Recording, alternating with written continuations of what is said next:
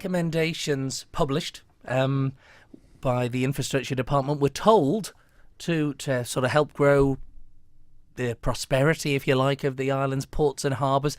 There was a presentation to members last week. What was your, first and foremost, let's cut to the chase, what was your initial reaction to that presentation? Horrified. It's as simple as that. I mean, first of all, profound disrespect to Tynwald. We're talking here about something which will have very, very long-term consequences for our main harbour, Douglas Harbour here. Stretching out potentially 100 years.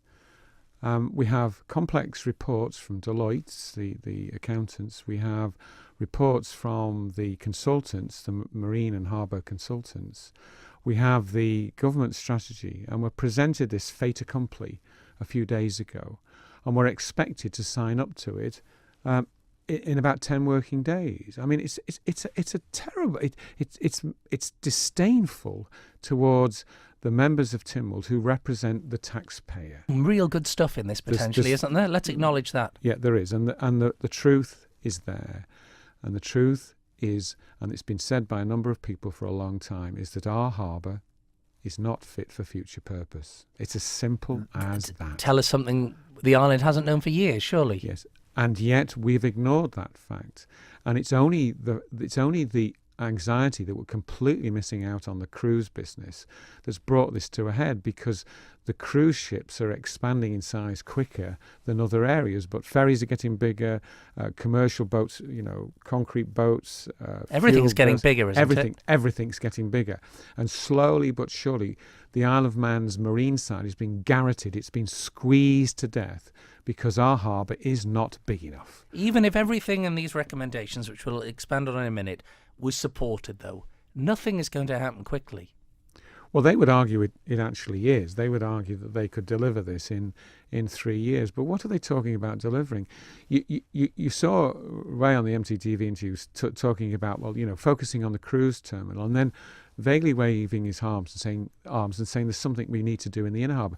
That work on the inner harbour, the other £70 million, is to make it deeper. Now, what they're effectively doing, in simplistic terms, is digging huge holes in a harbour that's too shallow and expecting it not to silt up again. Well, it will silt up. What's the cost of trying to keep the silt out of a harbour with big holes in it that make it possible to have bigger boats? Probably about £1.5 million. Over a 40-year time scale, we're talking about a cost for just dredging the existing harbour greater than the cost of building the first part of what should be a new fit-for-purpose harbour for Douglas that will open Douglas up for business again, whether it's cruise ships, whether it's ferries, whether it's commercial vessels, whatever it is. So this will stimulate new investment ultimately, you believe? I believe it will, and the problem is that and this is typical of government, that the officers, presumably with the agreement of the politicians, decided that on their engineers consultants report, they would only look at the inner harbour. So what not the option of a new deep water all-purpose port for the future. Why was that? I haven't got a clue, other than they seem to lack a commercial understanding and vision and a sense of real drive and ambition for the Isle of Man. It was pedestrian and to do that, and it's put Tynwald in an impossible position that we're effectively told, look, there's two options. We can either spend a huge amount of money on our current not fit for future purpose harbour, or we can build a new one. But we're not going to talk about the new one. We're just going to ask you to tick the boxes for £80 million of, at the least, of expenditure on our existing harbour. And what a way to treat the taxpayer and those coming after us and the members themselves. Disgraceful. Well, no one's been treated badly, have they, at this stage? I mean, this is out there. They are recommendations and no more than that. A week on Tuesday, we are being asked to agree the strategy. That strategy clearly points to redeveloping our existing harbour. But with respect, members had the presentation last Wednesday. So how can you and your colleagues who aren't in the government, if you like, and the respective departments, get to grips with this in that time? Well, we can't. I mean, I've speed read the key items and horrified that we've jumped to this conclusion that this is what we want to do. And then so what were you expecting when you were invited to the presentation? Well, I was expecting a strategic overview, and what we got was a biased single point or single direction recommendation, which a few days later we were supposed to agree to. Just ridiculous. Where do you believe the recommendations have stemmed from? Well, I'm a long-standing critic of the way we arrive at our decisions, and I think we've had this conversation before, Ray, where instead of having an overarching strategic mind, we rely on officers at operational level to as it were, initiate the strategic thinking, and then it migrates up the system. There are consultants brought in, but the consultants can only look at what they're paid. At their brief.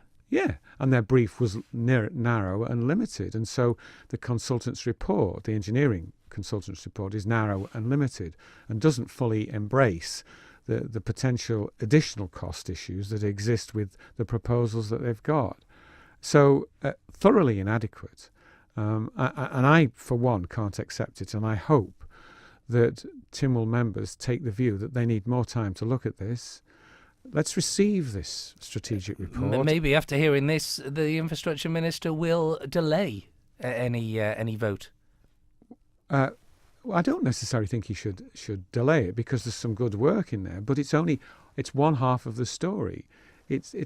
So do you want the other side to be looked at? Absolutely. I'm not saying rip this up and start again, no. But certainly for the other side to be addressed and then tackle it with both sides. Look at the options properly. Present the options to Tynwald. Don't ask them to agree a fait accompli where they've only had a few days to look at it. That's ridiculous. And equally, I'm pretty furious with the Department for Enterprise, who supposedly are representing tourism. Well, is there a desperation or a hurried need to grow our cruise market, and they can see the potential benefits if we can hike the cruise number of visitors every year? There's real potential income there, isn't there? We are falling further. Yes, we are falling further and further behind everybody else. There's 100,000 more into Belfast, into Dublin. Liverpool are getting serious. Orkney's everywhere. You name it. It's a growth industry. So there's naturally concern. I mean, there was presentations on this about this time last year. In fact, I think you were quite keen in getting one or two of the speakers. Yes, absolutely, and indeed I was. But when you look at the right option being effectively more cost-effective and more advantageous to the Isle of Man compared to the half-baked proposal that they're going for, and that the former one, the bigger one, is actually the right way to go, then you begin to wonder, well, how on earth did they arrive at the conclusion they did?